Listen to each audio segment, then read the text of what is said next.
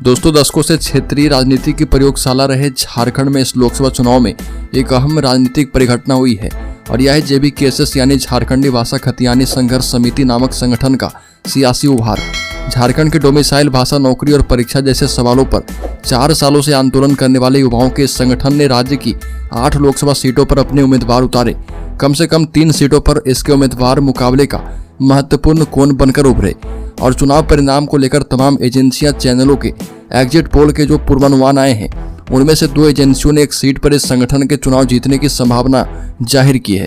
यह सीट है गिरिडीह, जहां संगठन के अध्यक्ष जयराम महतो बतौर निर्दलीय उम्मीदवार मैदान में है। जयराम महतो झारखंड में अब किसी के लिए भी अनजाना नाम नहीं है।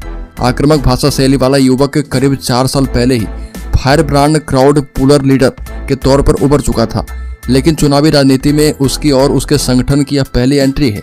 जयराम महतो को उनके समर्थक युवा टाइगर के नाम से बुलाते हैं। चुनाव प्रचार अभियान और पोलिंग डे की रिपोर्ट के मुताबिक गिरिडीह में जयराम महतो के अलावा हजारीबाग में इस संगठन के उम्मीदवार संजय मेहता और रांची में देवेंद्र नाथ महतो ने अपनी मजबूत मौजूदगी का एहसास करवाया। संभावना जताई गई कि उन्हें कई क्षेत्र में न केवल अच्छा जनसमर्थन मिला है बल्कि यह वोटों में भी तब्दील हुआ। यही वजह है कि इन सीटों पर जीत हार की संभावनाओं का आकलन करने वाले लोग JBKSS फैक्टर पर भी गौर कर रहे हैं। JBKSS संगठन ने कोडरमा में मनोज यादव, सिंहभूम में दामोदर सिंह हांसदा, चतरा में दीपक गुप्ता, धनबाद में अखलाक अहमद और दुमका में देवी लता टूडू को उम्मीदवार बनाया है, लेकिन इनकी उपस्थिति मैदान में इतनी प्रभावशाली नहीं रही कि चुनावी समीकरणों पर खास असर पड़ा हो। झारखंड में राजनीति के जो जातीय समीकरण है वह भी JBKSS के लिए मुफीद है। संगठन के अध्यक्ष जयराम महतो कुर्मी जाति से आते हैं और राज्य की राजनीति में इस जाति को आदिवासियों के बाद सबसे ज्यादा प्रभावी माना जाता है। राज्य में NDA के घटक दल आजसू के जनाधार में भी कुर्मी जाति सबसे प्रमुख फैक्टर है।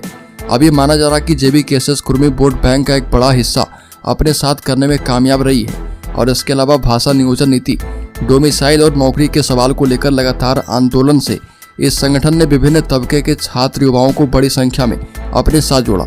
पिछले साल जून के महीने में धनबाद के बलियापुर हवाई पट्टी मैदान में 44 डिग्री तापमान के बीच JBKSS का बड़ा सम्मेलन हुआ था और इसमें राज्य के विभिन्न इलाकों से बड़ी संख्या में युवाओं, छात्रों की मौजूदगी में ऐलान किया गया था कि संगठन संसदीय राजनीति में हस्तक्षेप करेगा और JBKSS के उदय को भी इसी सिलसिले की महत्वपूर्ण कड़ी के रूप में देखा जा रहा।